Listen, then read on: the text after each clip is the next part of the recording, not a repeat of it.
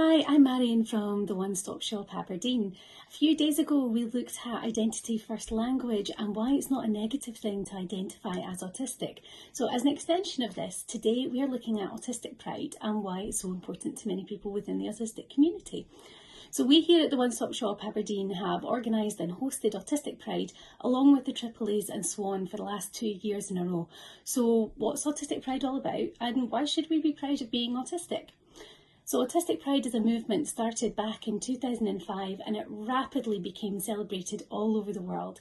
So Autistic Pride events are really important because they are organised and led by autistic people. They are proof positive that autistic people can and do work as a team. So the Pride events generally grew out of the civil rights movement and they're celebrated by many different minority groups. So Autistic Pride comes from the belief that autism is nothing to be ashamed of and we shouldn't have to hide the fact that we're autistic. And it also comes from the fact that autistic strengths and differences can enrich our lives too. So my own sensory differences means that I continue to feel touch even after the contact has ended.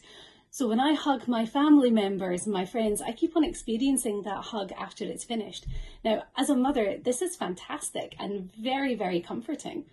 Autistic joy, which we'll be looking at later on this month, is absolutely unbeatable.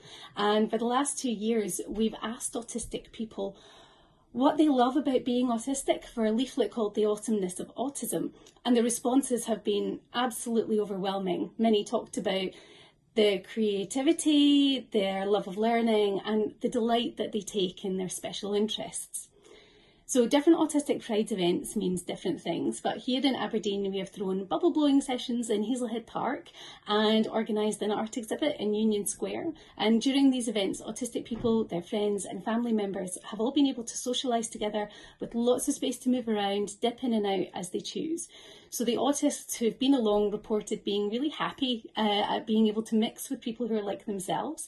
Autistic children and their families may be meeting autistic adults for the first time and see a huge wealth of possibilities before them. And we've highlighted some of the creative strengths that autistic people have and busted myths around age, gender, imagination, creativity, the ability to work as a team, and many, many more.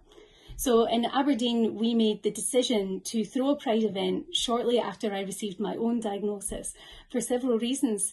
First of all, we wanted to celebrate my diagnosis and all the opportunities that afforded me. And we wanted to offer more opportunities for autistic people and their families to get together and socialise, and to let autistic people know that it's okay to be confident in your identity. As someone with autistic family members, I wanted them to know that I was happy and confident being an autistic person, so they can be too.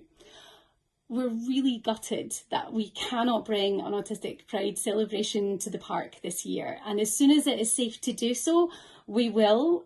And in the meantime, we're investigating other ways of celebrating Autistic Pride on the 18th of June.